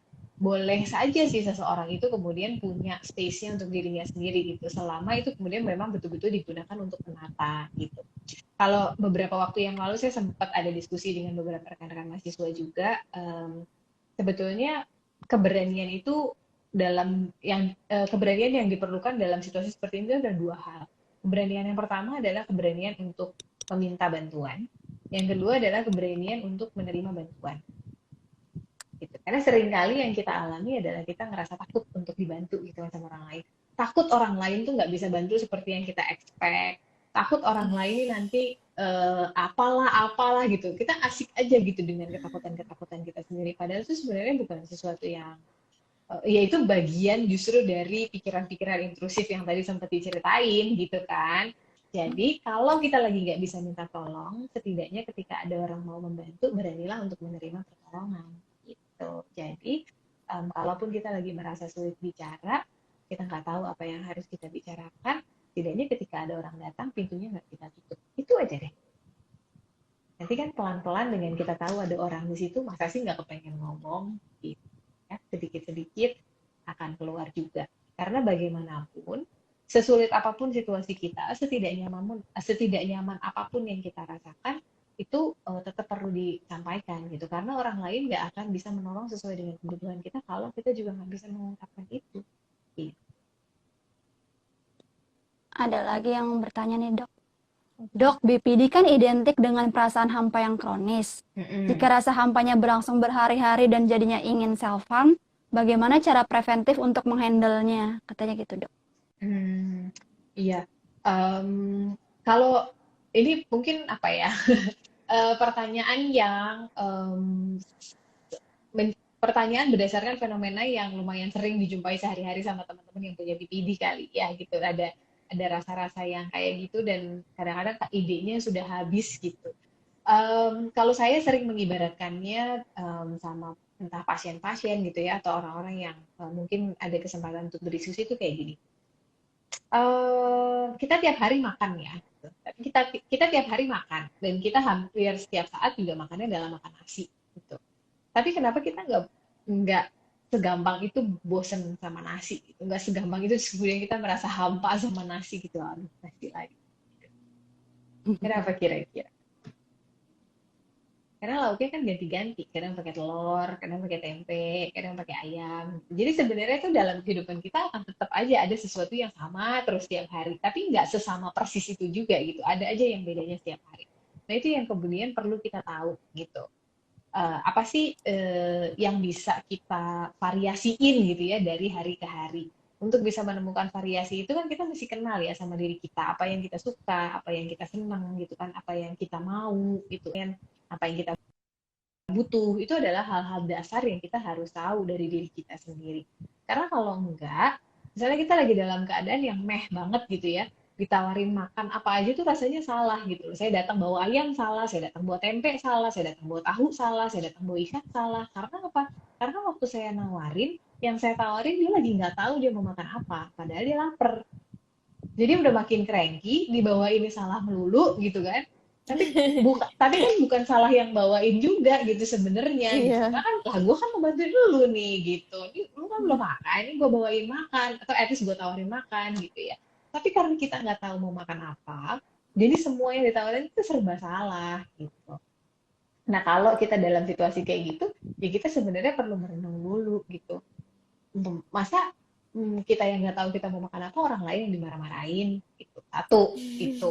Nanti kalau udah awareness-nya sampai situ kan kita, iya ya ngapain deh gue marah-marah sama dia, kan gue yang lagi bingung mau makan apa. Ya udah sebentar deh gue cari ide dulu gue mau makan apa, ntar kalau udah tahu gue kasih tahu lu bawain gue ini ya gitu misalnya. Jadi lebih enak kan gitu. Iya. Jadi kalau memang kita butuh waktu untuk berpikir, ya kita bilang sama yang mau nolongin itu, bentar gue mau mikir dulu gitu. Atau lu ada ide nggak gitu.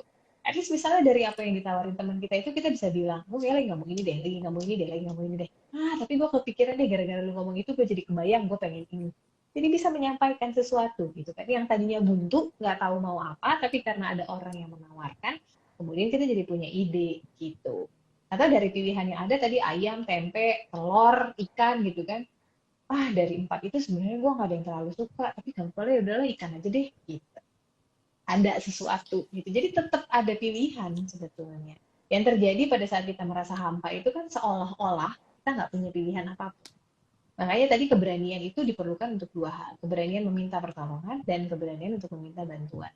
Jadi ketika ada orang datang untuk memberikan bantuan, ya kita berani menerima itu. Even bantuan itu dalam bentuk ide atau dalam bentuk informasi. Gitu. Oke. Sama nih sebenarnya ada satu pertanyaan yang masih tadi tuh udah tadi agak kelewatan sih, Dok. Jadi apa sih? Kalau misalnya di komunitas itu kan cerita orang tuh banyak-banyak, cerita orang kan macam-macam, banyak gitu kan. Nah, tadi kan terkait apa sih peran komunitas itu juga penting gitu dalam hal edukasi, prevention, mitigation gitu-gitu kan. Nah, kita kan nih pengennya kalau masuk dalam satu komunitas tuh ya dia bisa komunitas itu bisa membawa pengaruh baik ke kita gitu kan. Nah, cuman kan nggak sedikit juga anggota komunitas yang memang belum menerima bantuan profesional gitu. Jadi memang masih awam banget gitu. Terus ketemu sama orang yang misal udah ya udah naik turun deh, misalnya udah terapi, berobat konsul bertahun-tahun gitu kan. Nah, ini nih yang fenomena yang agak sering biasanya ini self diagnose nih, Dok, gitu. Padahal kan sebenarnya dari sisi komunitas gitu, kami dari internal komunitas tuh kayak pengennya tuh mendorong self awareness gitu kan.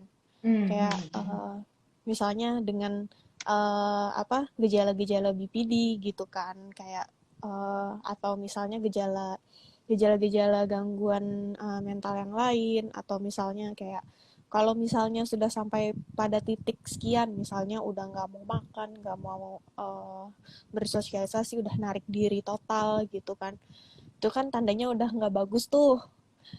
Nah, tapi tuh kan kadang-kadang masih suka ada yang kayak self-diagnose, oh berarti kalau gitu gue BPD dong gitu. Dan terus juga masih banyak yang kayak, iya nih gue lagi misalnya dia menyebutkan apa gitu kan, yang mana itu mungkin salah satu gejala orang dengan BPD gitu, tapi seakan-akan diromantisasi bahwa iya gue lagi itu gara-gara karena gue BPD gitu, jadi kayak berlindung dari balik gejala gitu. Nah itu gimana ya, Dok, dari kita ini bukan dari sisi relawan tapi dari sisi orang dalam komunitas gitu, untuk kayak ngajak yang lain tuh coba jangan self diagnose gitu, lebih ke arah self awareness aja gitu, bahwa oh ya saya lagi ngerasa nggak enak, apa yang ngerasa nggak enaknya kan, kalau kayak gitu lebih ada internal communication-nya dalam orang itu sendiri gitu kan. Nah tuh triknya gimana ya, Dok ya? Karena takutnya bahaya kan kalau misalnya self diagnose gitu, yang apa sih ujung-ujungnya sih jadi eh apa ya, kalau kayak gitu nanti jadi nganggepnya bahwa ya jadi ikut-ikutan tren aja gitu kan. Mhm.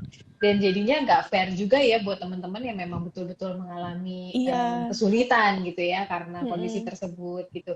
Emang ini ya kalau bisa dibilang gitu ya upaya-upaya edukasi di bidang kesehatan sebagaimana juga di bidang-bidang lain sih sebetulnya pisau bermata dua gitu. Kita sih berharap bahwa pisau ini di mata yang satu tuh akan menusuk ke tempat yang tepat hingga mengeluarkan sumber daya yang tepat juga tuh mengalirlah semua resources yang ada untuk membantu kita semua jadi lebih sehat gitu kan. Tapi kadang-kadang ya namanya pisau bermata dua tergantung tergantung gerakannya gimana gitu kan. Ada juga yang kemudian akhirnya menusuk kita sendiri gitu. Jadi yang perlu dilakukan memang dengan semakin bertambahnya pengetahuan seseorang, sebetulnya yang diperlukan adalah iringkan dari kebijaksanaan untuk menggunakan pengetahuan tersebut. Itu kenapa di dalam setiap sesi edukasi, walaupun itu dilakukan tadi misalnya oleh komunitas, ada baiknya kita berpartner gitu, ada baiknya kita bersama-sama gitu ya, sehingga saling melengkapi dari sisi pengalaman seperti apa, dari sisi teori seperti apa, dari segi praktiknya bagaimana, itu dari segi kolaborasinya seperti apa, supaya kemudian yang tumbuh adalah self awareness tadi. Kalau self awareness ini wajib, kudu, harus gitu ya, dipunyai semua orang. Ya nggak mungkin dong kita hidup sebagai manusia ini nggak punya self awareness, ya kan? Lalu kita ini apa? Apa kita melayang-layang di dunia kan? Enggak gitu. Kita ini makhluk yang jejak gitu kan, berdiri di dunia ini, berfungsi sehari-hari, melakukan apa yang kita suka, melakukan apa yang kita mau gitu kan. Kan orang bilang pengen hidup sesuai dengan passionnya gitu.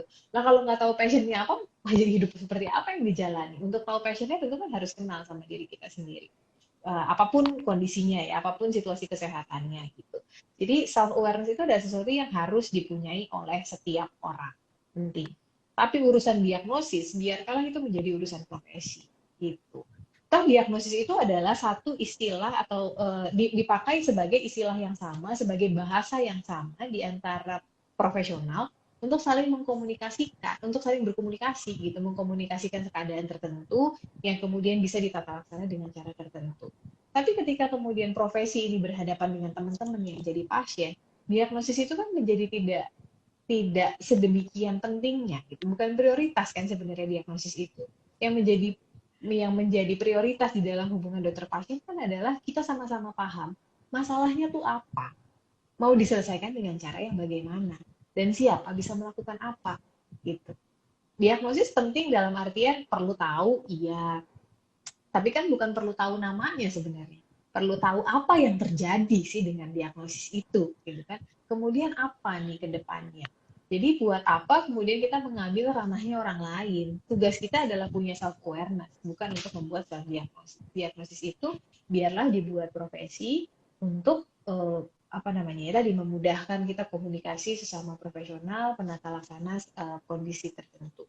Tapi buat kita yang penting adalah kita aware dengan apa yang terjadi sama diri kita aware dengan apa yang kita punya, kita aware dengan apa yang kita bisa lakukan. Dan di dalam setiap sesi edukasi, hendaknya hal-hal seperti itu juga terus diingatkan, diulang kembali, disampaikan kembali, sehingga kita juga menjadi edukator yang punya tanggung jawab juga gitu ya. Karena kita mengingatkan.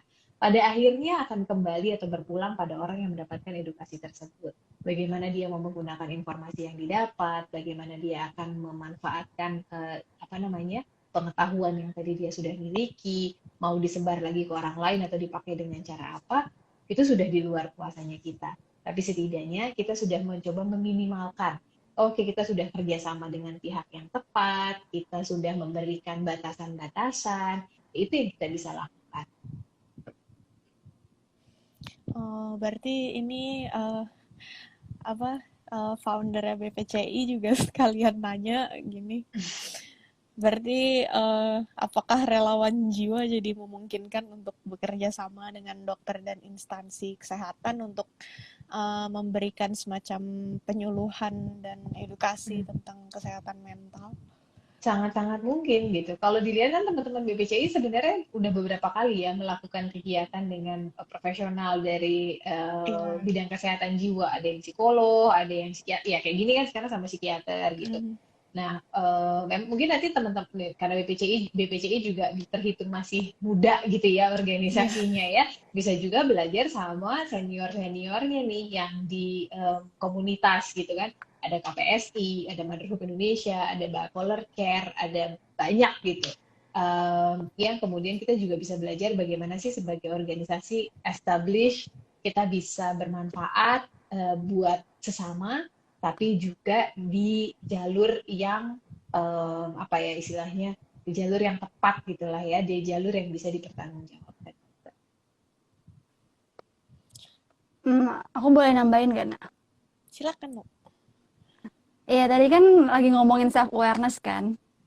Ah, kita sebagai penyintas BPD itu emang penting untuk memiliki self awareness, apalagi kalau lagi ke trigger gitu.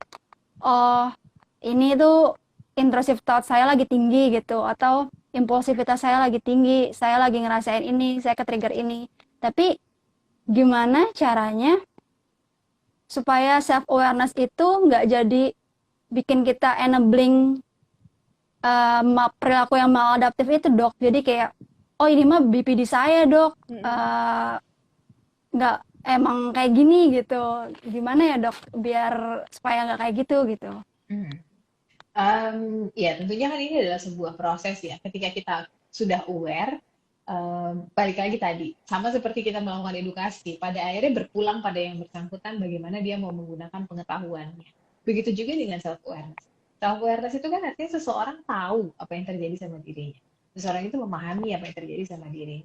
Tetap akan berpulang pada dirinya apa yang mau dia lakukan dengan pengetahuan itu dari dirinya. Apakah kemudian dia mau membiarkannya seperti itu, ataukah dia mau mencoba sesuatu yang lain supaya dia tidak terus-menerus seperti itu. Pilihan itu akan kembali pada orangnya dan dia yang bisa memutuskan. Tapi kita sebagai lingkungan yang ada di sekitarnya dia bisa memotivasi, bisa menginformasikan bahwa ada alternatif cara lain untuk menjalani kehidupan ini daripada yang sekarang sedang kamu lakukan. If it's happy kalau misalnya kamu ngerasa happy dengan itu, kamu bisa melihat nggak ada konsekuensi nggak baik dari apa yang kamu lakukan sekarang. Seringkali itu tadi kita melakukan hal yang kesenangan sesaat tadi kalau bahasanya anak ya, kita melakukan itu untuk kepuasan pada saat itu saja gitu tanpa kemudian kita mengenali bahwa ada konsekuensi-konsekuensi kurang baik. Tapi mungkin juga orang ini udah tahu gitu ada konsekuensi yang kurang baik tapi untuk saat ini dia belum punya cara lain dan disitulah kemudian kita masuk gitu. Ada cara-cara apa lagi sih untuk keluar dari situ atau untuk menghadapi situasi itu gitu. Nah, dengan adanya cara lain, tentu kan pilihannya jadi bertambah. Nah, orang ini kan jadi akan bisa berpikir. Ibaratnya kayak misalnya saya orang yang nggak pernah makan sate kambing gitu misalnya. Saya tahu sih saya tahu sate, tapi saya tahunya itu sate ayam. Dari kecil makannya sate ayam terus gitu ya. Begitu ada orang ngajak makan, "Gin makan yuk sate kambing." Ih, nggak mau ah, nggak enak kali gitu. Karena saya nggak belum pernah ngerasain itu gitu. Tapi mungkin setelah saya coba, saya bisa jadi doyan gitu. Sama juga sebenarnya dengan kita melakukan tindakan-tindakan itu gitu misalnya ya. Karena taunya dari dulu cuma itu doang, nggak pernah tahu ada cara yang lain, jadi ya rasanya cuma ini doang pilihan yang ada. Tapi begitu kita datang dengan informasi bahwa ada cara-cara lain untuk menghadapi situasi ini, awalnya takut sih buat nyoba gitu. Tapi iya ya, tapi orang lain ada yang nyoba loh. Tapi tukang itu laris, tukang sate kambingnya laris. Berarti kan enak untuk dimakan. Kenapa enggak saya coba gitu. Jadi tadi berani untuk meminta bantuan dan berani untuk mendapatkan pertolongan. Menerima. Oke, ada lagi yang mau ditanyain, Bu? Oh, ini ada Enggak. yang mau tanya lagi, mungkin kita tunggu. Berarti memang apa sih dalam hidup ini tuh memang masih apa dalam hidup ini tuh selalu banyak pilihan ya, Dok ya. Kayak mau berobat atau enggak, mau lebih baik atau enggak gitu kan.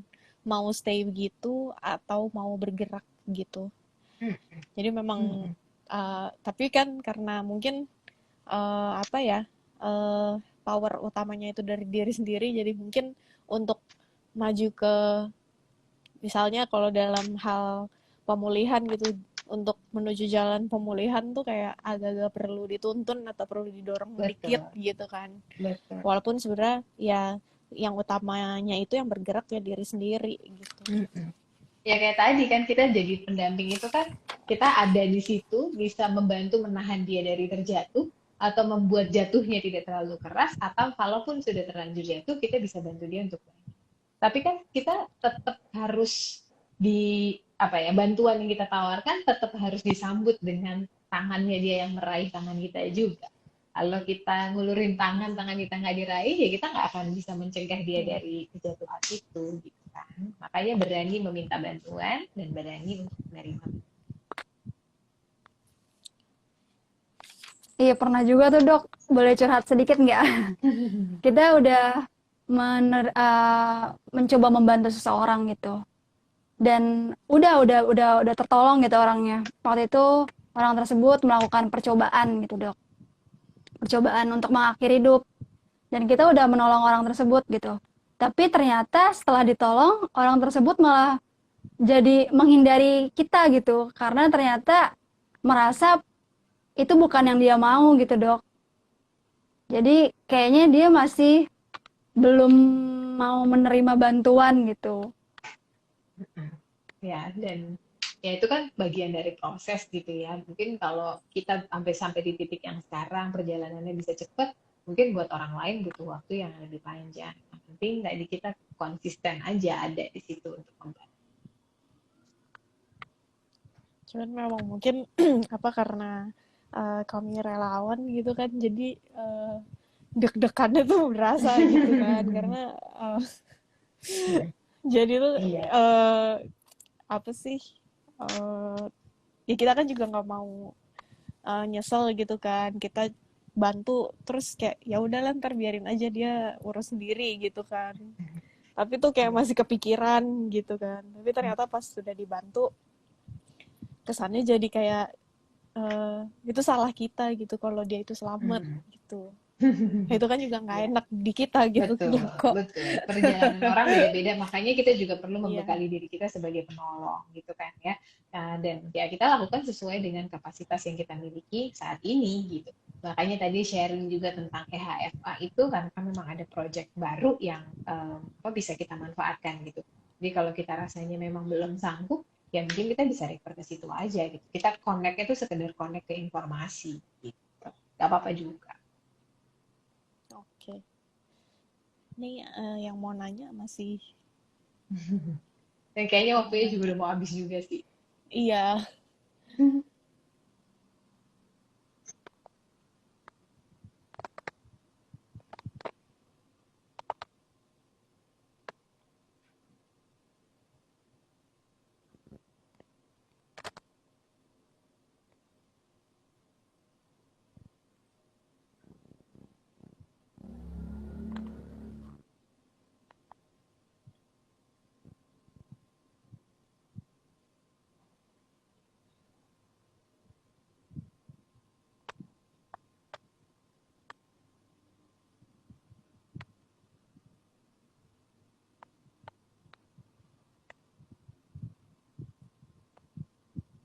Kayaknya nggak jadi juga itu yang nanya. Iya.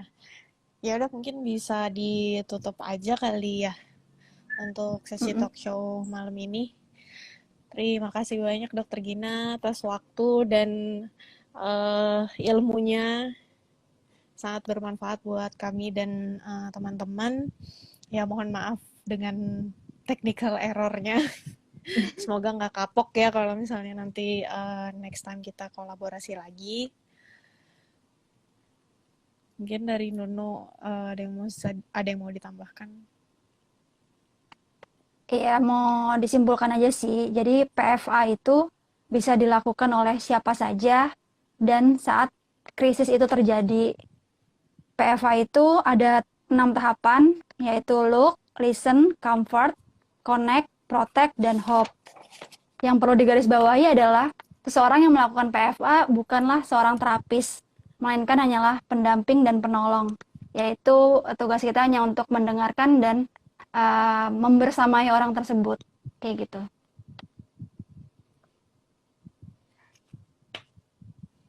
Oke, ya udah sekian gitu aja. Mudah-mudahan mungkin kalau misalnya waktunya cukup, misalnya ada apa dokter ada keluangan waktu, mungkin bisa kali ya kita bikin PFA kelas bareng-bareng lagi Nanti in bisa the kita future. diskusikan setelah kegiatan ini Ya, kali ya. didiskusikan untuk berikutnya. Ya, kalau gitu kita tutup aja. Terima kasih atas Dokter Gina, atas waktu dan sharingnya, ilmunya.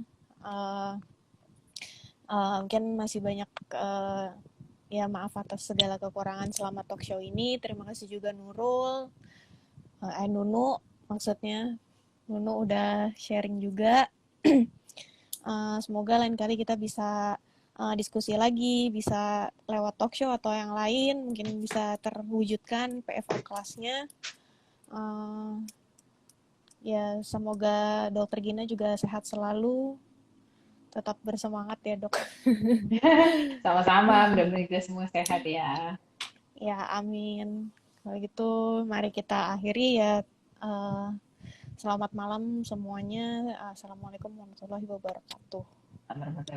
Selamat malam semuanya, pamit ya. Malam. Wah.